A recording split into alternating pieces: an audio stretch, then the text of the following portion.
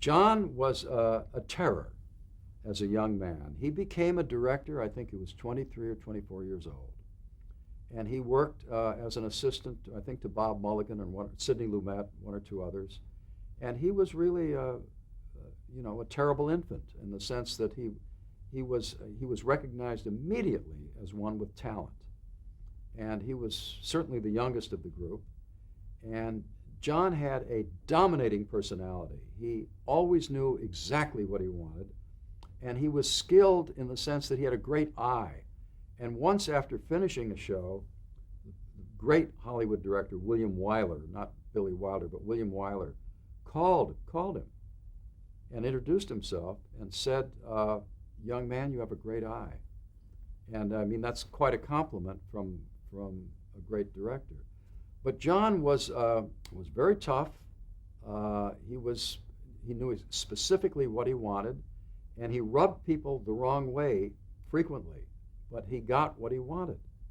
And what was your relationship with him like during these days? When I was story editor and he was director, it was frequently difficult relationship, because he would not be happy with a certain story or a certain script.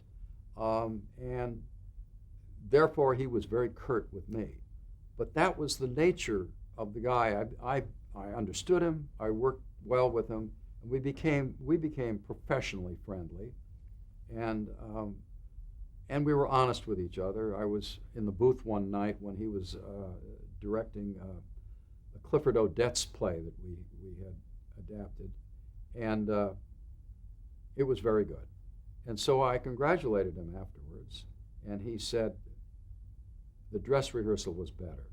He was a very honest guy, because in live television, you did that. You had a rehearsal, then a dress rehearsal, then you went on air. It was a director's job to kind of pace those things.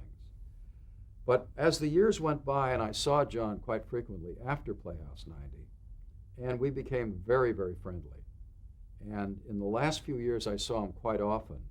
And we joked a lot, and I saw him in Europe a couple of times when he had a special screening of a film that he directed called Seconds in Paris, and there was a huge audience for it, a new print of Seconds, and John speaks French beautifully. He made 4 pictures in France with French crews, and so I went out for a drink with him after that, and we were very close, and I must tell you, his death kind of shook me up. It really shook me up. It was premature, but he was a very, very talented man, and certainly in the live television days, John was frequently quoted as saying, if they brought live television drama back, I'd go to it.